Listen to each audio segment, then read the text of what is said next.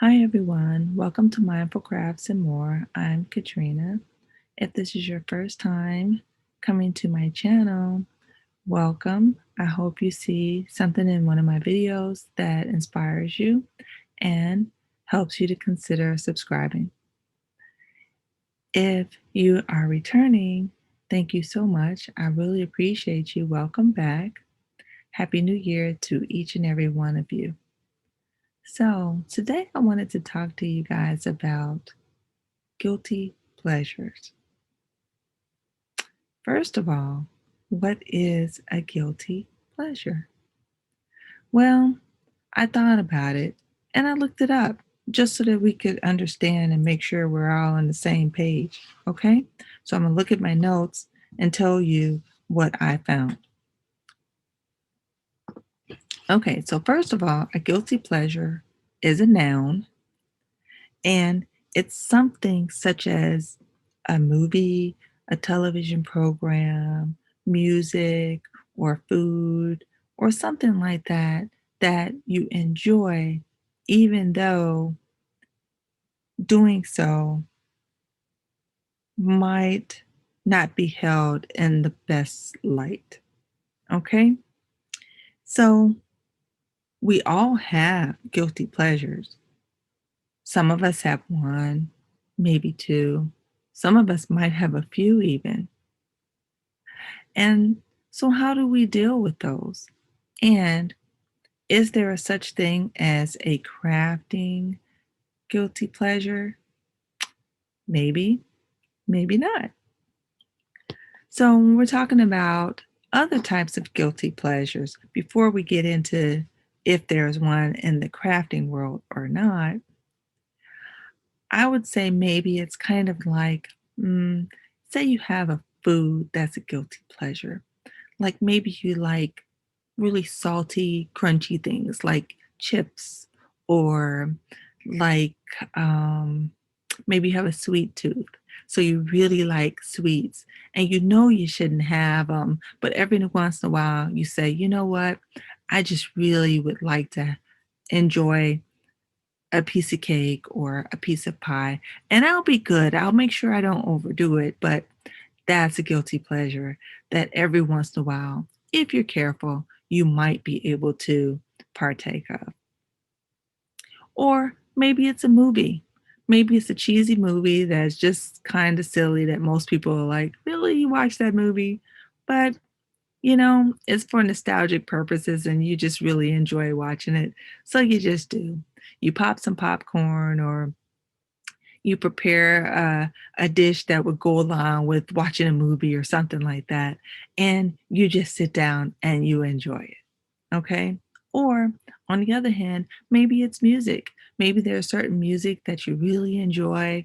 Maybe it just takes you back to, when you were a lot younger and whatnot. And even though maybe it's not the music that's listened to today, you enjoy it. So you just have a good time and you enjoy the moment. Those are guilty pleasures that some of us, yes, we absolutely do like to partake of from time to time. Now, let's talk about a crafting guilty pleasure. How did I get on this topic anyway? Well, it all started when there was a crochet along that occurred a few weeks ago. I wasn't able to log in on the day of the crochet along because it was done during a live video session by a yarny friend of mine. However, I did catch the replay and I still wanted to make the item even though I wasn't doing it in real time like everyone else.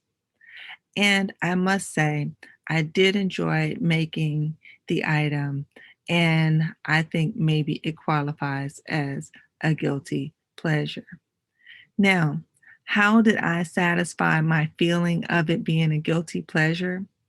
Well, the crochet along was for a crocheted ruffle scarf. And I must say, it was just awesome. The pattern is great. And if you haven't made one, you have to go and try so that you'll understand what I mean. All right. Um, and so, yes, I had a great time making the item. I really did make it very quickly. It's a wonderful pattern, and I would like to make another one. Okay. Um, so what I actually did was thought about it and said, is there a knit version of this crocheted scarf? And guess what, guys?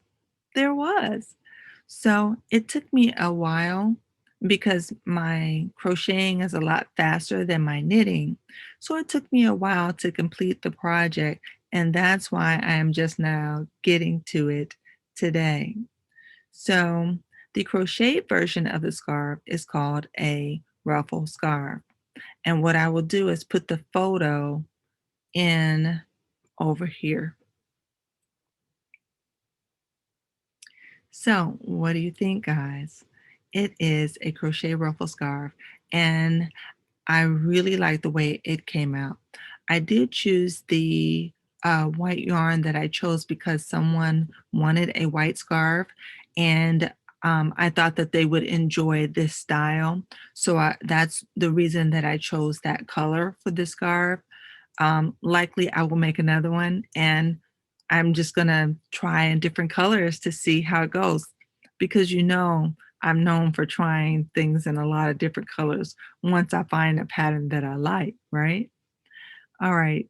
The yarn that I chose was Caron Simply Soft, and I wanted it for the drape and for the softness of the scarf. And then the knit version, I also did in a Simply Soft.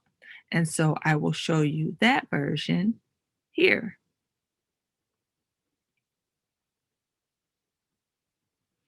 All right.